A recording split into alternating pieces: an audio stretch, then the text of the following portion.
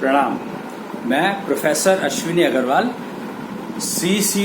Five seat therapy का expert, 4D infuser institute, Nehru place, Delhi से बात कर रहा हूँ। हम लोग निश्चलिज्म की बात करते हैं, निश्चलता का पसारा। निश्चलता यानी छल रहित दुनिया। छल रहित दुनिया का मतलब क्या है? छल रहित दुनिया का मतलब यह है कि कोई किसी को चीटिंग ना करे। पर लोग कहते हैं कोई किसी को चीटिंग ना करे, उससे तुझे क्या मतलब? भाई at the most you decide कि तेरे साथ चीटिंग ना हो, बस इतना कर ले, यही बहुत है। तो एग्जैक्टली हम लोगों ने यही फॉलो किया। मैं जो काम करता हूँ वो इंश्योर करता हूँ कि मुझे कोई चीट ना कर ले। अपने आप को बचाने की कोशिश, protection, safety, security. I think more than security it is safety. तो I have to protect myself. Corona has confirmed, corona period has confirmed, conveyed, made you understand, made me understand that I have to take responsibility of myself. वो कहते हैं कि selfish नहीं होना चाहिए इंसान को। सेल्फिश का मुझे पता नहीं, पर स्वार्थी जरूर होना चाहिए इंसान को। और स्वार्थी का मतलब होता है अपनी अर्थी की पहचान, स्वार्थी, स्वअर्थी, अपनी अर्थी की पहचान। अर्थी की पहचान मतलब वो कैरियर जिस पर आपको लेकर के और आपका संस्कार किया जाएगा। Dead body career.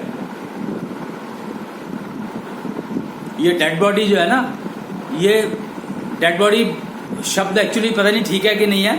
नॉर्मली ये जानवरों के लिए इस्तेमाल किया जाता है। अब जानवरों के लिए इस्तेमाल किया जाता है, इंसानों के लिए भी वही इस्तेमाल करो तो मेरे ख्याल से ये बहुत ही रूड, क्रूड वो होगा।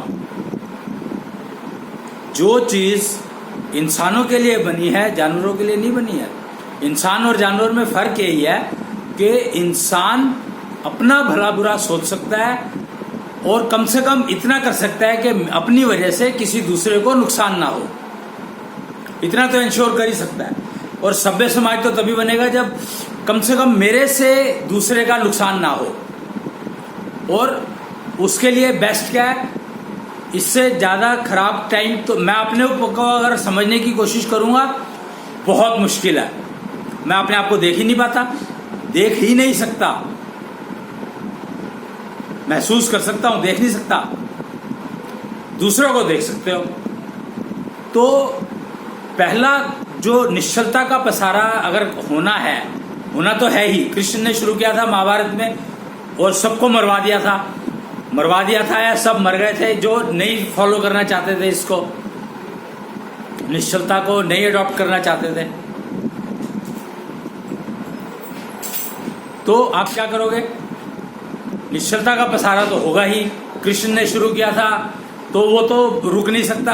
पूर्ण अवतार थे, हर सिस्टम उन्होंने लगा दिया, सारी टेक्नोलॉजीज दे दी, हर चीज दे दी। अब तो हमें अपने आप को देखना है। अगर हमें कष्ट चाहिए, कष्ट वाला जीवन चाहिए, तो हम जी ही रहे हैं।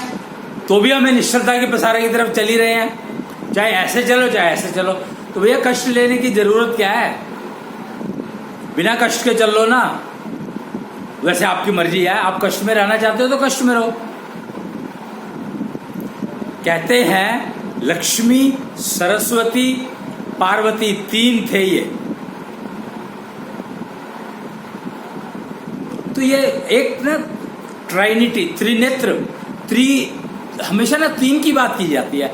ट्राइनिटी की बात करी जाती है, त्रिनेत्र की बात करी जाती है, या 3 वो बात करी जाती है। 3 वो होती है, स्वर्ग, आकाशलोक, पाताललोक, जमीन।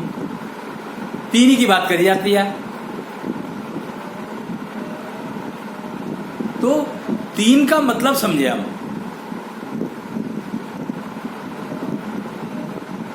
तो देने वाला, रखने वाला और चलाने वाला, 3 ही तो चाहिए। पर यहां पर एक गड़बड़ है। तीन चीजों में क्या मांगा है? रखने वाला, देने वाला, चलाने वाला। रखने वाला भौतिक शरीर, फिजिकल बॉडी, पेट, चलाने वाला ऊर्जा देती है, और मन, मस्तिष्क, दिमाग, बुद्धि, जो चलाने का काम करती है। शरीर किसको कहा गया है? ब्रह्मा। चलाने वाला विष्णु।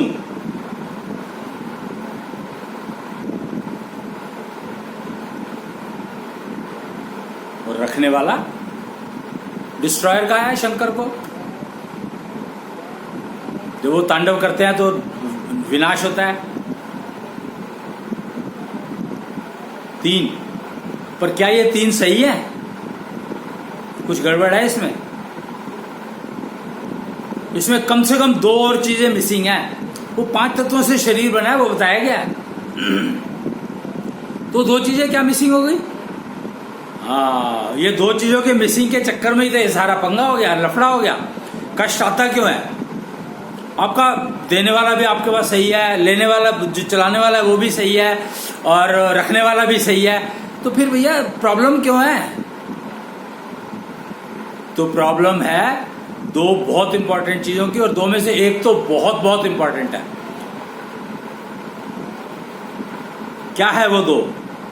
तो वो दो है ऊर्जा जनरेशन, जो ऊर्जा प्रोड्यूस करता है, और जो ऊर्जा को ट्रांसफर करता है।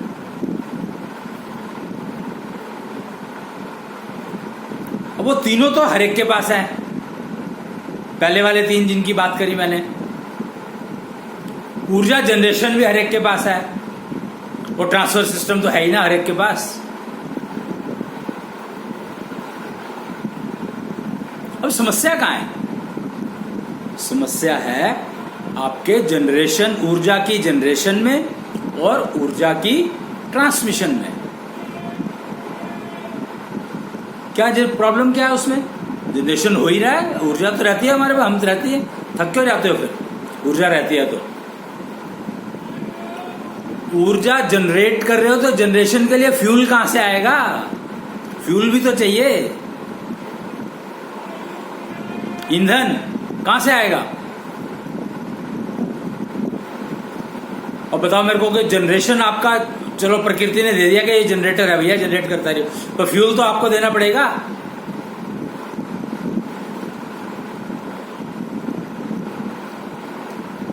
वो फ्यूल जो आपको देना है वो क्या है?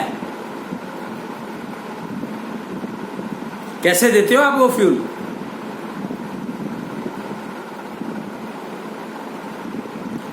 सांस के द्वारा, भोजन के द्वारा।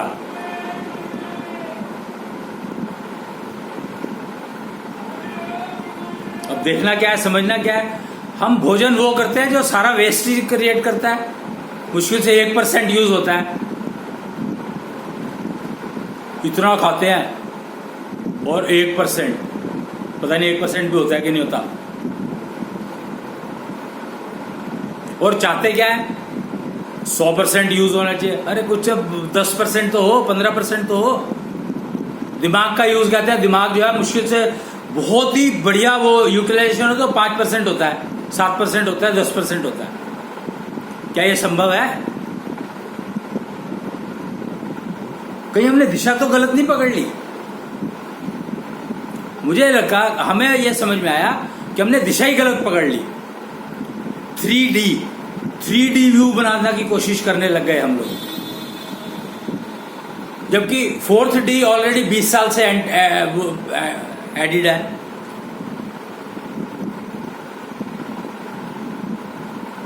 तीन 4 साल से तो शायद 4D इन्फ्यूजर इंस्टीट्यूट ही चल रहा है, जो 4th डायमेंशन ऐड करता है। वो सबसे इंपॉर्टेंट वही है। अगर उस 4th डायमेंशन को समझ लो तो 3 डायमेंशन को आपको समझने की जरूरत ही नहीं है। They automatically gets taken care of, वो अपने आप ही हो जाती हैं। अगर जो जनरेटर है उसका फ्यूल अगर आप समझ लो तो आपका तो काम हो गया।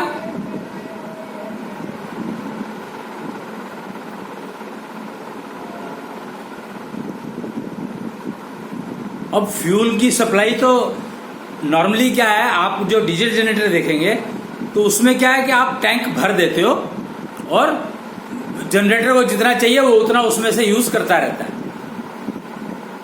आपके कंट्रोल में नहीं है, जनरेटर के कंट्रोल में है, वो इंजन के कंट्रोल में है वो।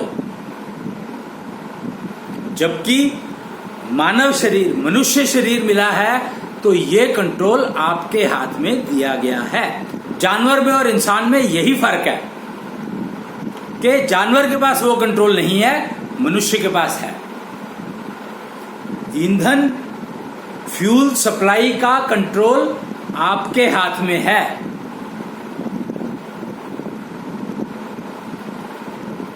और यही फोर्थ डायमेंशन है कि आप फ्यूल को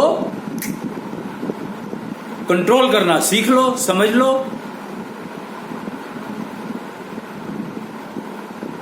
नहीं तो वेस्टेज तो जाएगी। आज की बेस्ट कार जो है वो 25% की एफिशिएंसी देती है। आप समझते हो 25% का मतलब क्या होता है? भोजन आपका 5% की एफिशिएंसी देता है। और जनरेटर, हार्ट प्रॉब्लम आपको आज की तारीख में 30 साल में आ जाती है। तो क्या चक्कर है, हेरिडिटी और ये फलाना का? अरे भैया कुछ नहीं है, वो कुछ भी नहीं है। भैया मैं अपना फ्यूचर आप लिखूंगा। भैया लिखेगा कैसे? फ्यूचर तो तेरा पहले ही लिखा गया, पास्ट में लिखा गया। तूने पास्ट में तूने ही लिखा था, पर तूने लिखा।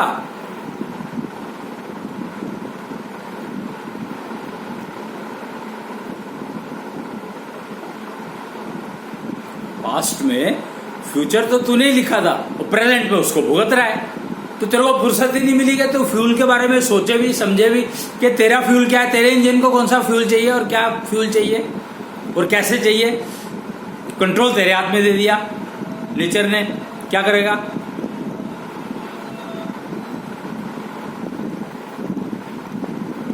बहुत बड़ी समस्या है। फीमेल के लिए तो और बड़ी समस्या है, बहुत ही बड़ी समस्या है। फ्यूल,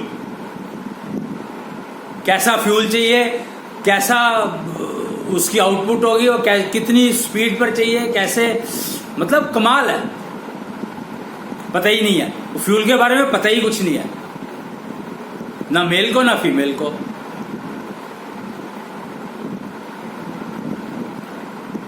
और बिना इंजन के फ्यूल चलता है? बिना फ्यूल के इंजन चलता है क्या कोई भी? ये जो बिजली आ रही है ना आपके यहाँ पे, ये तो बाय प्रोडक्ट है। आपको एनर्जी चाहिए, बिजली दे रहे हैं।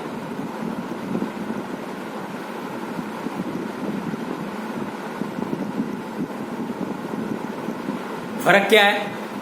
बाहर आप जाते हो तो आपको एनर्जी मिलती है, और बल्ब के सामने बैठ जाओ आपको एनर्जी मिलेगी क्या? बाहर आप पूरा दिन बैठ सकते हो, 24 घंटे बैठ सकते हो। 24 घंटे अगर दिन है तो 24 घंटे बाहर बैठ सकते हो। बल्ब के सामने कितनी देर बैठे रहोगे? और फिर एनर्जी देगा क्या बल्ब? अगर बल्ब एनर्जी दे रहा होता तो ट्यूबलाइट बनाने की जरूरत ही नहीं थी। ट्यूबलाइट एनर्जी देगी क्या? तो एनर्जी का मतलब ही समझ में आया नहीं अभी तक। एनर्जी कहते किसको है? और नेचर ने आपको सोर्स ऑफ एनर्जी दिया है, जनरेशन। फ्यूल तो चाहिए ही, फ्यूल तो दोगे ही। उसका कंट्रोल भी आपके हाथ में दे दिया। अब आप कंट्रोल लेने को ही तैयार नहीं हो।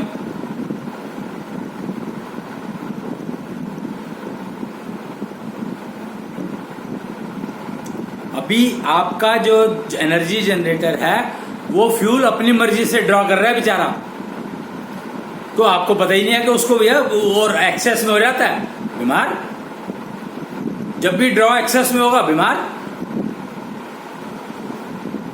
ओवरफ्लो हो गया, कहते नहीं इंजन ओवरफ्लो हो गया, ओवरफ्लो का मतलब क्या है? फ्यूल ज्यादा चला गया, जितना चाहिए उससे ज्यादा चला गया, तो आप उसको कंट्रोल करते हो।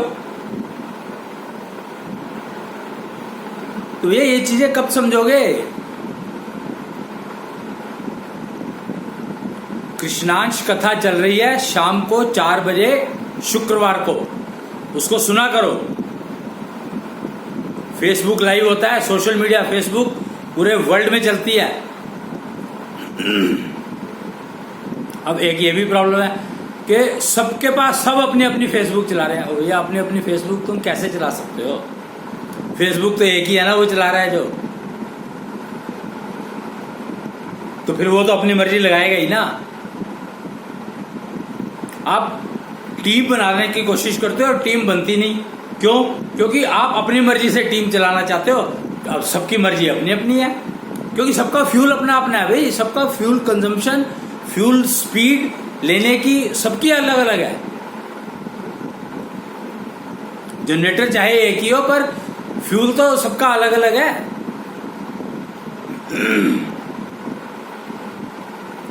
पहले कैंसर एक वर्ड हुआ करता था, अब कैंसर की 4 स्टेज हो गई। कल को शायद हो सकता है 10 हो जाए। तो ये मतलब क्या है इसका? ये फर्क तो समझो कि फर्क आ क्यों रहा है, क्यों आ रहा है फर्क? ये हम आज बच्चे हैं, कल को बड़े हो जाएंगे, परसों को बुढ़े हो जाएंगे।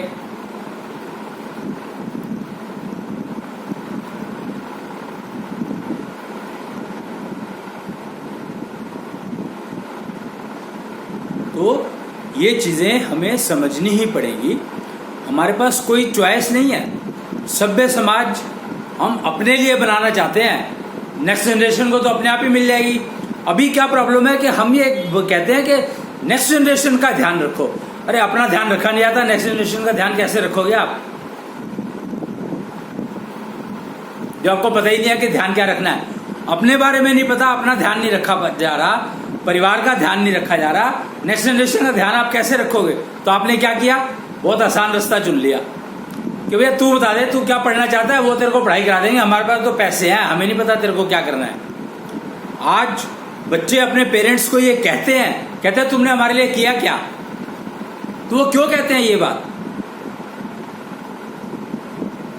इसीलिए कहते हैं कि जब सबसे ज्यादा जरूरत थी कि मुझे कैरियर एजुकेशन लेनी है, मैं फेल ना हो जाऊं, ये डर मेरे को है, तो इस डर से मेरे को कौन निकालेगा?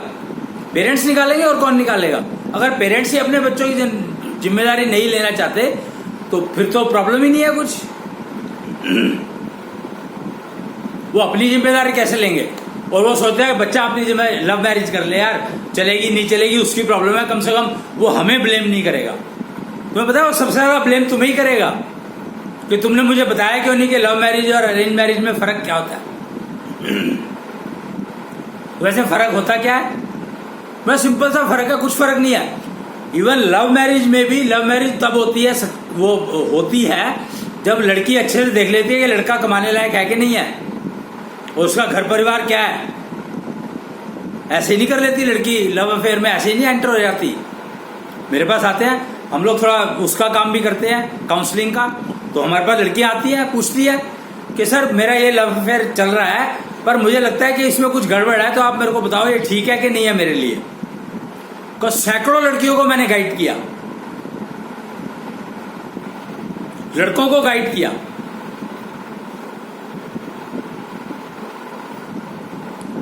क्योंकि प्रॉब्लम क्या है कि हमें गाइड की जरूरत तो हर समय है भाई। आप जब आप जन्म लेते हो, जन्म से पहले मतलब जब आप पेट में आते हो, तो आपको कौन गाइड करता है?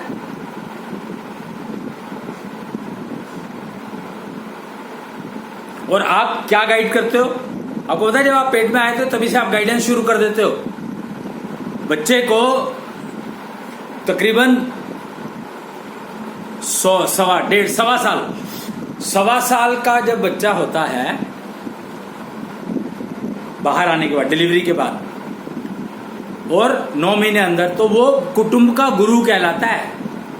यानी वो सिखाने का काम करता है सबको। वो जब पेट में आते हो तभी से शुरू कर देते हो। सबसे पहले क्या होता है? फीमेल को वॉमिटिंग सेंशन होती है, वो दवाई खा के उसको रोकती है। वॉमिटिंग सेंशन क्यों हुई?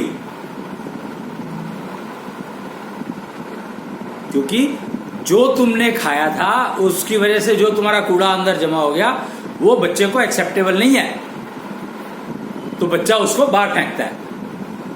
कितना दिमाग है उसमें देखो, अभी तो मतलब शुरू हुआ है और उसके बाद दिमाग आ गया उसके पास।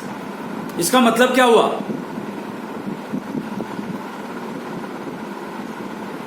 उसने तुरंत शुरू कर दिया रिएक्शन कि भैया ये तेरा खराब है, ये तेरा गलत है, ये तेरा गलत है, ये नहीं खाना, ये खाना है। वो तकरीबन ना टेस्ट बदल जाता है।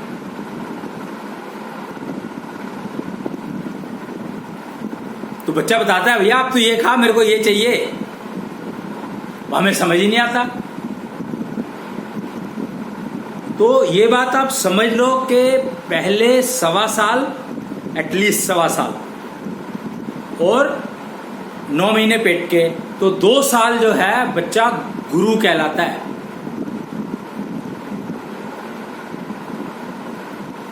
कुटुंब का गुरु, तो माँ भी उसके अंदर ही आ गई, पर माँ को समझ ही नहीं आता। लोगों ने उल्टा कर दिया, माँ को गुरु बता दिया बच्चे का। अगर माँ गुरु होती बच्चे की तो वो उल्टियां करती क्यों? उसको वोमिटिंग सेंशन होनी नहीं चाहिए थी।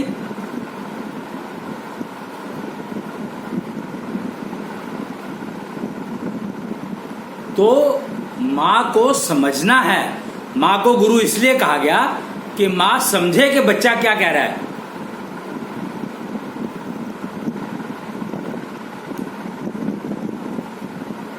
और गारंटी है कि अगर आप ये समझ जाओ कि बच्चा क्या कह रहा है तो आपको वोमिटिंग होगी नहीं, गारंटी 100%।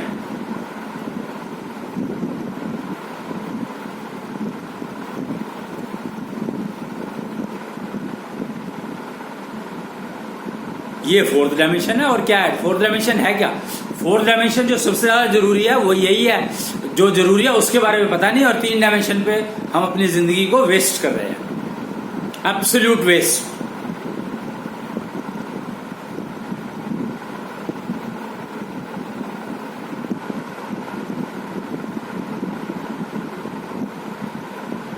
तो मैं जनरेटर की बात कर रहा था कि एनर्जी जनरेटर आपके पास है, हर एक के पास है। आपके पास क्या, और हर शरीर को मिला होता है, चाहे वो जानवर का शरीर हो, चाहे इंसान का शरीर हो, पशु पक्षी का हो, किसी भी का हो, हर एक को मिला होता है। लेकिन फ्यूल कंट्रोल इंसान के रूप में मिलता है और किसी रूप में नहीं मिलता है। तो आज के लिए इतना ही, बाकी अगले उसमें करूंगा मैं। टाइम समाप्त हो रहा है।